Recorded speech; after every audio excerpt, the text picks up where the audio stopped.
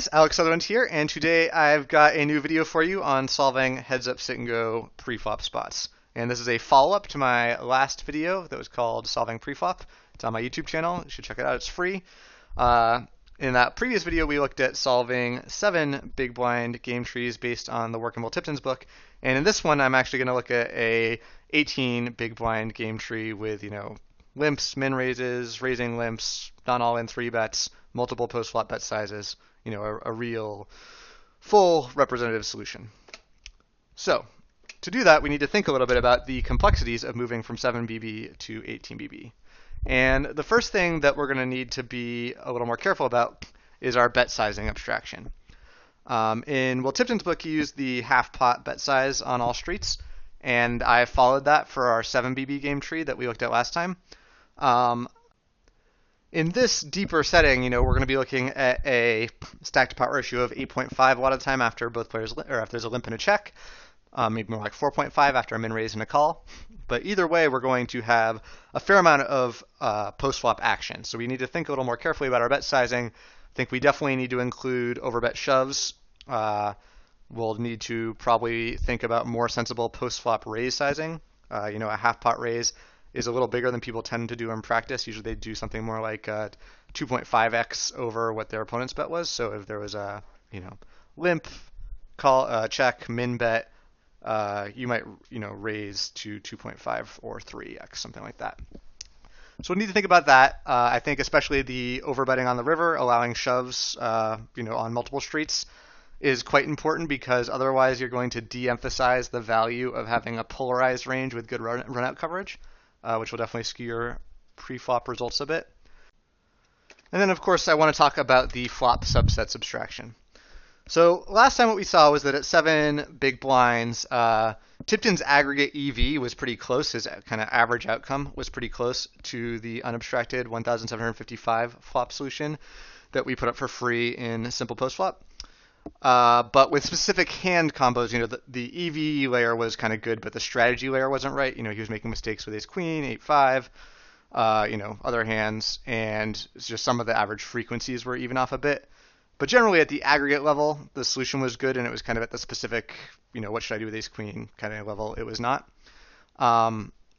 What we did since then is we also put up solutions based on the 184 board SimplePostflop and 25 board SimplePostflop subsets, and those were significantly more accurate than Tipton's solutions at 7BB, but still not perfect. The 184 solution was extremely close, the 25 board solution a little less close. This solution is going to be based on 184 boards, and I think as you get deeper, you do definitely want to consider, you are going to need to use a better board abstraction and a bigger one, and the evidence is definitely pointing that way. Even the EV results at 18 BBs are no longer close to Tipton's results, where before he kind of had this aggregate EV on average, he was getting the right outcome, but how you should play specific hands, he had some errors. Here at 18 BBs, we're going to see that the magnitude of the small blind's advantage is just drastically bigger than his earlier results showed. And I don't at all want to, make this video sound like it's designed to discredit Tipton or anything. I think given the tools he had and when he was doing this, he's so far ahead of the game. Amazing achievement, super smart guy. So I definitely don't want to sound like I'm attacking him at all. It's just, as a scientist, one of our, when we're being scientific about analyzing these things, one of our jobs is if we get new, better tools, we want to check the results we have with the other tools, see what knowledge we've gained, and that's all I'm trying to do here. So before I get into the results, I do want to talk a little bit about why it might be easier to get good average EVs for each players with an abstraction, but still not get a accurate strategy. And the reason is pretty simple. It's basically that when you extract options out of a game, when you simplify a game, if you do it symmetrically for both players, there's a reasonable chance that you're going to simplify the game in a way that doesn't actually increase or decrease either player's advantage or disadvantage much. And so you can imagine a really simple example like rock, paper, scissors. Say I just say, I'm going to imagine neither player is allowed to play rock. The new GTO strategy in the game where you can't play rock is to always play scissors. And if both players do that, they're going to break even against each other. They're going to always play scissors, and both win half the time. And that's actually exactly the same average advantage as the full game of rock, paper, scissors, where you can play rock. You'll get the aggregate EV exactly right with that simplification. However, at a strategy level, if you solve the simplified game and say, okay, I think always play scissors is a good solution, and then you take that into the more complex game, you'll have a completely wrong strategy, even though you got the right equilibrium EVs. So you can't really use equilibrium EVs as a method of testing abstractions. And to really test them accurately, to fully test them, you need to do something that we haven't done yet, which is you would need to solve the abstracted game. So in our case, we'd solve rock, paper, scissors without rock being allowed. Then think of that strategy in the unabstracted game, always play scissors, and then exploit it in the unextracted game, which of course would give you always play rock, and you'd be, maximally exploitable. You'd be as exploitable as possible. So it would be a bad strategy. And to parallel that, what we would need to do to really know exactly how good various subsets are is we would need to take the abstracted solution that we get and lock that in as a lock strategy to a complete solution, and then solve the complete solution and see, how minimally exploitable that strategy is if we just focus on the preflop component of it. So that's all a bit technical. The main thing I want to get across is that the Nash distance this is reported in an abstracted solution is the Nash distance assuming the abstraction is right. It's not the actual Nash distance where you take your abstraction back into the full game and exploit the strategy in that full game. My intuition so far from what I've studied is that certainly up to 25 BBs, the 184 board subset is very good. And the power of using that subset is that even with a lot of bet sizes, a complicated tree, I even added, a preflop node that ended up never being used because I wanted to cover my bases a bit in this tree. This solution was only 8 SimplePostflop preflop points, and when you buy a license, you get 50 plus a few bonus if you use the gtorb link. So you could easily have, a 22 BB solution, an 18 BB solution, 14, 10, 7. You could have a very good covering of different stack sizes just with the 50 points that you get when you buy the initial license using this abstraction, and could, pretty comprehensively solve heads up, sit and go. Whereas comparatively, if we use 10 times as many boards, it's just 10 times as complicated a solution. Instead of taking, so it'll be many, many terabytes of RAM. Instead of taking 8 points, it'll take 80. And suddenly that's, very expensive, especially if you need to run a variety of these to really cover the game. So let's get into the results a bit here. So it turns out that the small blind advantage is 3.8 BBs per 100 with a Nash distance of 1. And this is quite surprising because prior to this, the very best estimates we had to date were, Tipton's. And his 15 BB tree, he had a 1.2 BB advantage for the small blind. And at 20 BBs, he had 2.5. And so if you figure 18 is right somewhere in the middle of there, you might think, his guess would have been, 1.8, 1.92, somewhere in there. And we're looking at about double that previous best guess. And so that's reasonably shocking, and we'll get into some of the reasons for why that might be as we get into strategy. And I'm going to pull that up now. I want to make sure you guys know how to open it and browse it yourselves. So to start, you'll need to download SimplePostflop. You can do that for free on their website. And then to get the preflop version, you want to change your update source to the preflop channel here, which you can do, and then it will check for updates at start. So just close it, reopen it, it'll update itself. And then you'll need to log in with your account. So there'll be a login button here, type in your email, your password. You can make an account for free. It doesn't need to be a paid account. And once you've done that, you can go to preflop. And all the publicly available free solutions will be listed under preflop situations.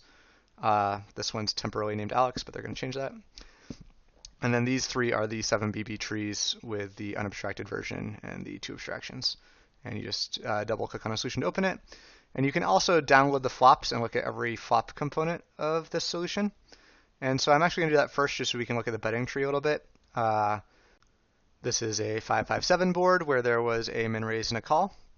And I just want to look at the flop bet sizing here a little bit. We've got a half pot C bet, a raise to about 2.5x here. And this is all using, I'll show you the actual bet sizes I used here.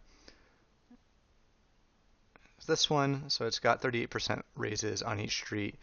Half pot bet on the flop, bigger ones on the turn and river so that you can guarantee getting all in, and then overbet shoves everywhere for both players. And I use the symmetric bet sizing for both players here. So that's our post-flop, our post-flop tree. Our pre-flop tree here I want to walk through briefly. We have a limp, check. You can 2.5x the limp, which is the same as Tipton did. I included, even though I had a feeling it might not be used, I wanted to be sure, I included a non-all-in re-raise over the limp raise to 5 big blinds, and that is use 0%, as you can see. And then there's a shove versus that raise as well. Then if we don't limp, we can min raise. We can get 3-bet not all in to 4.5x, which is pretty standard. Or our opponent can shove, and shoves versus all of these, obviously. We can call the 3-bet or shove against it. And then we can overbet shove right off the bat, which Tipton found was used by pocket twos in a smattering of aces, and we find the same thing here. So that is our game tree. And if we actually want to start looking at the solution is quite big. I don't want to dig into it too much here. I want to let you guys do that on your own, since this is just something you can go look at. But I will highlight a few kind of interesting points, and then I want to look a tiny bit at some of the mistakes that we see in Tipton's strategy. So at a high level, we're limping a lot. That's our most common action. We're min raising, but a little under 25%, limping 70%, and we're only folding, the real dregs here. The only pure folding is 7-2, 4-2, 3-2, and then we're mixing with 6-2 and 8-3, 8-2. And what are the hands that we're not jamming hardly anything, just the twos, and for balance, a tiny bit of our weaker offsuit aces, 6, A7, and Ace-9. This light green is the jam. And then what we're min raising is somewhat interesting here. It's our premium hands, pairs, with decreasing frequency, as we kind of often see, starting at queens, but continuing down. Our strongest suited aces, decreasing frequency, continuing down. And then for balance, the weaker hands we're doing it with are some of these stronger King X, Queen X hands, and then suited trash. And this at a high level matches Tipton Solutions reasonably well, and I think is somewhat intuitive. You want, especially as we get deeper, you want these kind of playable hands that also give you new board coverage. So a hand like 9-4, 9-3 really balances the board coverage of the stronger part of this range well, and can give us both flush draws, but also surprising two-pair and trips on specific board outcomes. Now the play versus a limp is somewhat interesting. The big blind raises to 2.5x about 20% of the time, and jams also about 20% of the time. And the jamming range is reasonably intuitive here, although there's some significant mistakes in the jamming range and the min raising range in Tipton's book, so it is worth discussing some of those differences. But we're jamming our low pairs, smattering of low suited connectors for balance, and then some of our offsuit aces, and also some of these suited aces as well, the weaker ones, king, queen off. We're min raising, big pairs all the way down to eights 100% of the time, and then kind of trailing off there. All our strong suited kings, strong suited aces, with the exception of ace-jack, which is kind of an interesting one that we kind of have this little gap in the range here. Based on some of what we saw from comparing the abstracted and unabstracted solutions at 7 BBs, I wonder a bit if maybe this gap is somewhat influenced by the board abstraction. But if we look at Tipton Solutions here, he's actually got us jamming over a limp with ace king suited, ace queen suited, king queen suited all pretty often. And at least with our model, this appears to be a pretty significant mistake. If we look at the EV with king queen suited, jamming here is actually the lowest EV option. It's even worse than checking, and almost a full chip worse in EV than 2.5xing. And similarly with ace king and ace queen, we'll see it's kind of half a chip with ace king, a little closer with ace queen suited as to whether to 2.5x or jam, but we're not mixing with any of these combos. These should all be 2.5x's pretty clearly in our solution. And furthermore, if we look at how far down we go with always raising the limps, instead of going down to tens, we actually keep raising all the way down to pocket 8s and don't even start mixing until we get down to 7s and 6s. And then again, if we kind of examine that cutoff point at 9s here, in our solution, the EV is not close. It's, again, almost a full chip. Better to 2.5x it than to shove it. And you can, of course, continue down the limping part of the tree to see how those differences carry forward. I'm not going to do that here. I'm actually going to switch us over to the min-raise part of the tree here. We already discussed the min-raising range a little bit, but I wanted to look at the 4.5x 3-betting range. In our model, it has all the premium pairs full down to 10s where it starts mixing. Aces and ace-king suited, but then it's jamming, all these offsuited aces. Kind of an interesting smattering of low suited connectors. Again, my guess is that this shape is probably somewhat influenced by our board abstraction, but that is probably close. And then, of course, jamming all our low pairs. And if we compare that to our 3-bet here, we actually see that Tipton's range has us 3-betting very, very rarely. It's our premiums down to jacks, which is a match, but then it's just kind of a smattering of, random trash, basically. It does, and it actually has us doing it some with pocket 2s, which I think is a pretty big mistake. Jamming the pocket 2s, it's not a huge mistake, but it's, 0.2 chips better to jam the pocket 2s. Whereas we kind of have this, wider, more well-defined 4.5x 3-bet range, and it's actually up here at about 7.6%, whereas according to Tipton's model, the percentage is, a fair amount lower, less combos for sure. Now, we also have this jam facing a min-raise range, which, as you might expect, is where some of those combos shift over to. If we actually compare those ranges a bit here, Tipton has a somewhat similar but different smattering of like king suited, queen suited, similar with all the aces, low pairs. We don't have any of these kind of 8-7 off, 9-7 off, 10-9 off kind of hands that show up in a smattering here. We do kind of match him on some of these weaker kings and such. Anyways, I don't want to get too deep into the minutia of the differences here. That's something you guys can go explore on your own. What I want to get across at a kind of a high level is that there are, now that we move from 7BB to 18BB, there's kind of substantial concrete differences with the shapes of the ranges, with, not just one combo being out of place, but with, this type of hand being played differently. And I think this is all pretty interesting because I think it points a bit to, what may start to be the future of these more solvable games like heads up, sit and go, or spin and go situations, is that we'll kind of have, the difference between flop GTO and pre-flop GTO is pretty big, and that no one's going to correctly memorize how to play GTO on 1,755 flops. Whereas for pre-flop, just memorizing this pre-flop solution, if you don't care about the exact frequencies, if you're happy to say, okay, I'm not going to do it 51.3%, I'm going to do it half the time with 9s. This is something that a player could do with study, is to actually memorize this entire solution. Obviously, that's a lot of work to do, and to some extent, what it comes down to then is if two people are playing each other and they both have computed solutions, who's going to win is actually kind of who computed the better solution. So it's going to come down some to game tree construction with bet sizing. It's going to come down some to how much people are willing to spend money on unabstracted solutions versus abstracted ones, how good their abstraction is, etc. There's a bit of a misconception, I think, about what these mistakes actually mean. So if we take a hand like King Jack here and compare, 2.5xing it to shoving it after a limp. So let me get back on that part of the game tree. Here we go. Okay.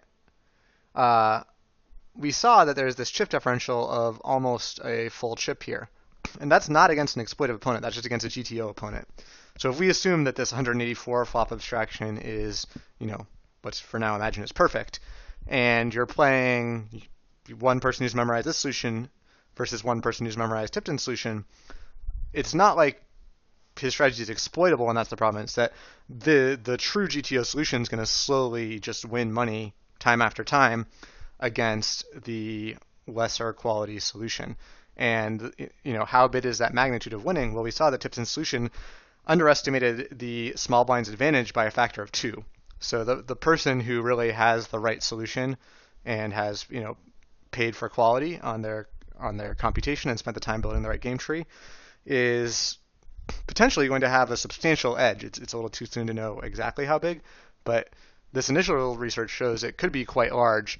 And so it'll be interesting to see how these more solvable games start playing out, whether they start dying or whether there's going to be people crushing them who've put in the money, time, thought to really get the right solution and memorize it and play it well.